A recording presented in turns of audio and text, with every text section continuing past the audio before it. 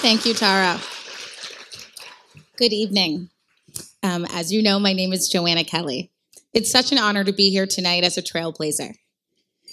I want to talk a little bit about what it's like on the trail to making change and how I've overcome obstacles in making change and persevered through some steep challenges with the help of mentors. Last year, when I became the first African American and the first woman of color elected to the city council and to assistant mayor in Portsmouth.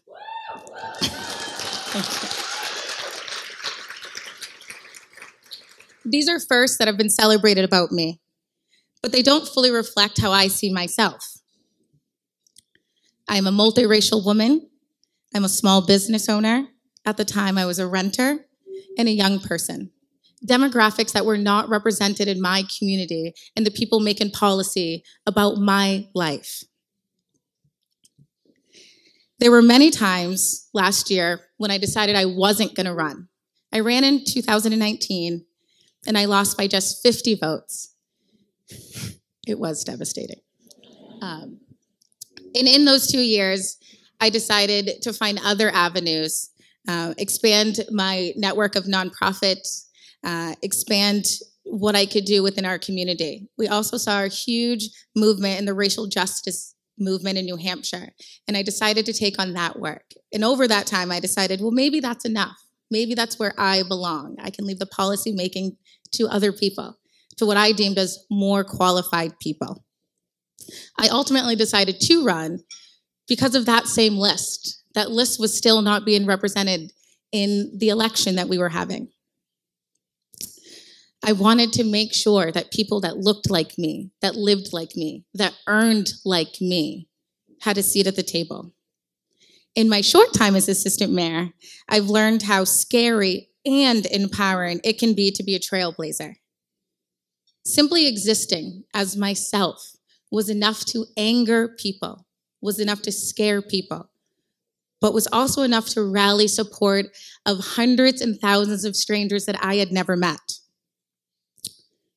I love my community, and that was in question several times. It was in question of whether I was good enough to represent my community, if I even represented my community. Like so many women, I initially questioned whether I was qualified for office. It took other women, a few women in this room that I would like to thank, including former Councilor Nancy Pearson and the Honorable Senator Rebecca Perkin-Quokka, who sat with me and said to me, and I quote, "If you love your community, that is qualification enough."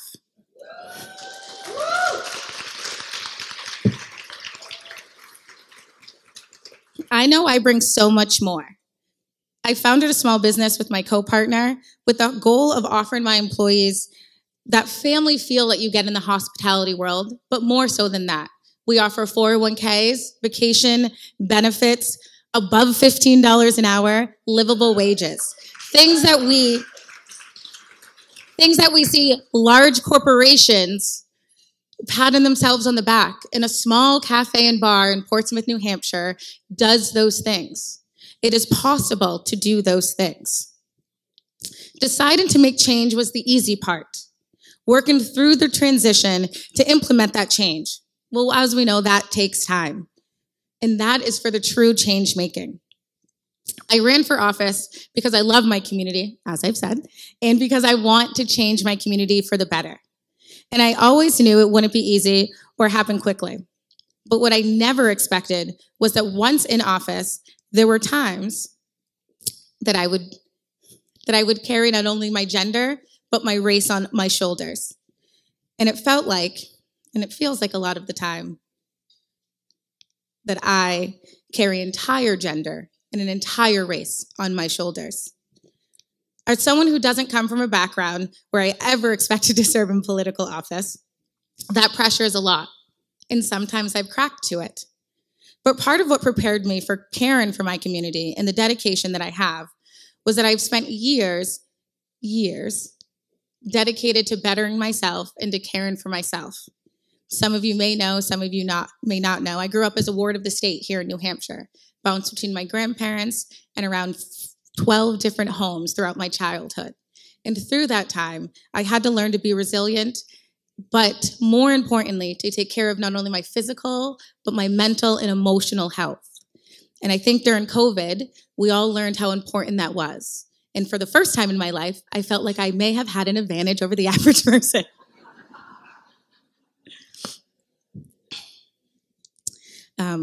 Sorry, I lost my place. Because no matter, I've spent committed to taking care of myself, building a network of mentors that I rely on nearly every day. Many of these women are in the room tonight. Because no matter what you are first at, there was always someone whose first was before you. Whether it be Mary Carey Dondero, the first woman mayor of Portsmouth, Karen Kennard, the first woman manager of in the city of Portsmouth, Melanie Levesque, the first African-American woman elected to the New Hampshire Senate, or our honoree tonight, Senator Jean Shaheen, the first woman in the country to be elected both governor and Senate. I also want to personally thank you, Senator, for the work and the support you've had during the Crown Act.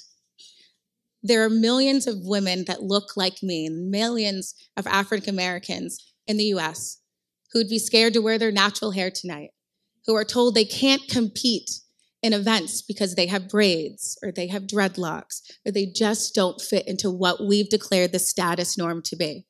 It took me 33 years to love my natural hair, and I will never turn back. And so I thank you for that support.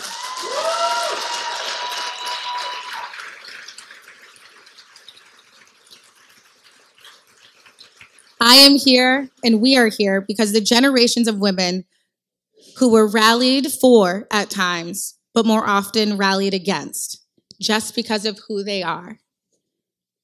I look forward to a time when we run out of first to celebrate, when there is no longer news articles and interviews and celebrations of firsts, but that we just simply exist, that we have a government and leaders that represent the vast diversity that we are as a nation.